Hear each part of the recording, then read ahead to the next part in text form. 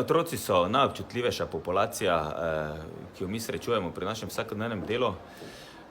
Ne predstavljajo tako malega odstotka naših skupnih bolnikov, je pa njihova značilnost, da sami težko povedo, sploh v najmlajših letih, kaj jim je, in so starši tisti, ki nam morajo pomagati z informacijami, ki so potrebne pri zdravljenju teh naših skupnih bolnikov.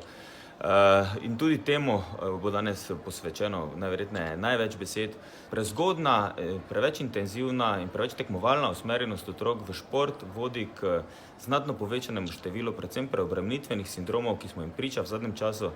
In mogoče na tem mestu smiselno poudariti, da bolj športno razvite države bistveno kasneje usmerjajo otroke v športne aktivnosti in praktično do 13. 14. leta so otroci isti specifični vadbi izpostavljeni maksimalno 3-krat tedensko.